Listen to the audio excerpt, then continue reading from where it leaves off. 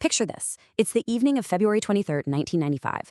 A 28-year-old trader boards a flight out of Singapore, leaving behind nothing but a desperately short note on a dim office desk. Just 3 days later, Britain's oldest bank, this monumental financial institution that had financed wars, literally funded the purchase of an entire American territory and served the British royal family for over 2 centuries, just ceased to exist. Welcome to this explainer. Today, we're going to unpack one of the most unbelievable financial collapses in European history.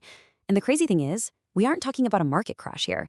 We aren't talking about a war. We are looking at how one single guy, armed with a hidden account, brought down an absolute empire in a matter of days. So back in that quiet, dim office, a lone fax machine hums to life, and it prints just 2 words on a torn piece of curling paper: "I'm sorry." I mean, that was it. That was the entirety of the confession left by Nick Leeson as he fled the country. A 233-year-old banking empire was fracturing in real time. Its prestige was just flaking away. And it was all triggered by a secret that had been growing, completely unchecked, for 2 full years before anyone in London even realized what they were looking at. Now, to truly understand how shocking this collapse was, from its founding in 1762 all the way to 1995, you first have to grasp the massive historical weight of Barings Bank. They were older than the modern Bank of England. They financed global trade. They helped fund the Louisiana Purchase in 1803, bankrolled the Napoleonic Wars in 1815. They were literally the bankers to the British crown. This wasn't some scrappy startup, right? This was old world prestige.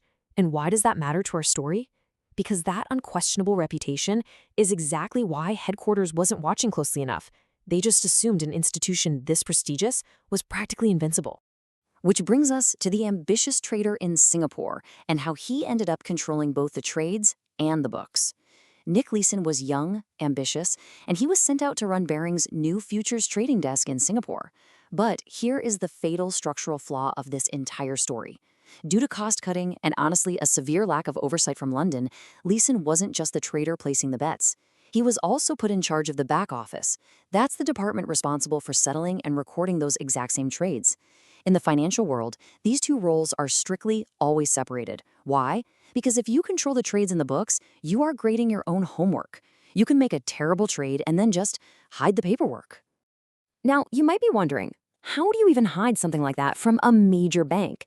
Well, banks normally use error accounts to temporarily park small, honest trading mistakes before they get corrected. But Leeson repurposed his, account number 88888. Instead of fixing errors, he used 88888 as a sort of dark drawer to quietly sweep away and hide his losing trades. That way, he ensured that only his neat, green winning bets were sent back to London for the bosses to see. And, as long as the number stayed small, the illusion held up. But as we all know, hidden numbers rarely stay small for long. So this truly terrifying illusion takes hold. Over in London, executives are literally applauding this star trader who brought in a visible profit of roughly £10 million in 1993. That was a staggering 10% of the entire bank's profit for the year. He was hailed as a genius. Massive bonuses were paid out. But just behind the curtain, every single good year that London celebrated was built on a massive, growing, negative debt that was hiding just out of frame. Headquarters was completely blind to the reality that their star trader was actually bleeding them dry. So, what do you do when your secret debt gets too big to hide? By 1994, the hole in account 8888 was so deep that Leeson couldn't just walk away. So he followed a catastrophic playbook. Step 1, hide the initial loss. Step 2, increase the position size. Instead of admitting the mistake and stopping, he doubled down. This is the ultimate psychology of a trader trapped in a lie. He was driven by this desperate instinct for step 3, bet on a massive win to quietly erase the debt before anyone in London looked closely at the books. He was basically trying to buy his way out of a burning building by throwing more fuel on the fire. And then the external world intervened. On January 17, 1995, a devastating earthquake struck Kobe, Japan. Financial markets absolutely plummeted, with the Nikkei 225 dropping incredibly sharply. Now, Leeson's massive double-down positions were fundamentally betting that the Japanese market would remain stable, while the earthquake was the exact opposite of stable. And incredibly, rather than finally throwing in the towel and cutting his losses, Leeson made his final, most fateful wager. He bet even more money that the market would rapidly recover. Spoiler alert, it didn't. The hidden losses instantly multiplied way beyond any hope of containment. The hidden losses in account 88888 had stretched to the absolute limit, finally snapping at a staggering £827 million. To put that into perspective for a second, this number was literally more than the bank's entire available trading capital. It was a lethal dose.